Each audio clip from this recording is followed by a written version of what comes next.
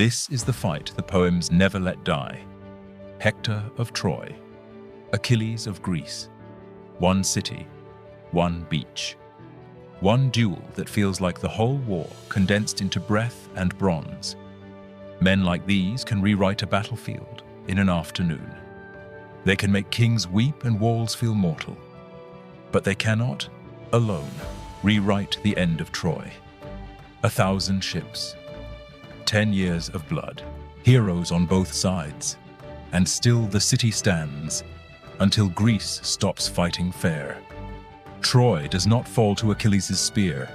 It falls to a gift, to a wooden horse, to men hiding in the dark, while a city sings itself to death. I will put you inside that horse. We go back to the beginning. Then we return to this darkness to end it. It starts with a choice no man should have been asked to make, and a prize no kingdom could refuse. Paris of Troy picks Aphrodite and takes the bribe that comes with her. Helen of Sparta, the face poems say, launched 1,000 ships. Stolen? Seduced? It does not matter. The kings gather. Agamemnon commands. Odysseus schemes. Achilles becomes a weapon the Trojans will learn to fear. The first landing is not a parade. It is bronze and screaming and sand that turns black. This is how a 10-year war begins. Not with a speech, with a beach that refuses to be easy. Troy does not fall in a week. The walls hold. Outside, the Greek camp becomes a second city of tents and graves. They try the walls the honest way. Ladders, rams, shields locked like a roof against arrows. On the Trojan side stands Hector, breaker of horses, defender of the city, the heart of Troy. Forgive me, warrior. Could you subscribe to the channel and like this video? We need it to grow. On the Greek side waits Achilles, fastest, deadliest, all rage on the sand. Tradition says Achilles hunts Hector around the city like a storm hunting a single sail. Something in the city cracks that stone cannot repair. We buried boys who still smelled like home. The poems say Apollo's anger sends plague into the Greek camp. Men cough blood beside the ships. Year after year, the math stays cruel. Troy will not open. Greece will not leave. Force has failed.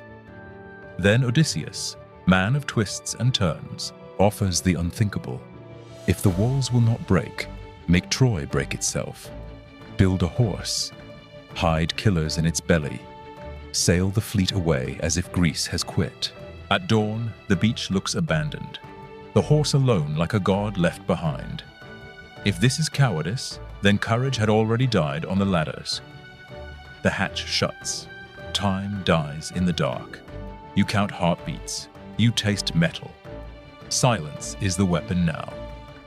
Troy does what proud cities do. It wheels the enemy home as a trophy. Pride is louder than prophecy. The horse enters. Night falls like a trap. Then, the signal. The hatch opens. Night air hits like cold water. Troy sleeps drunk on victory. We drop into its streets like a fever. Surprise is sharper than bronze. Fires start. 10 years outside the walls.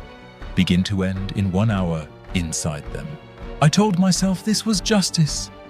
Truth is uglier. I wanted it to end. I wanted to go home.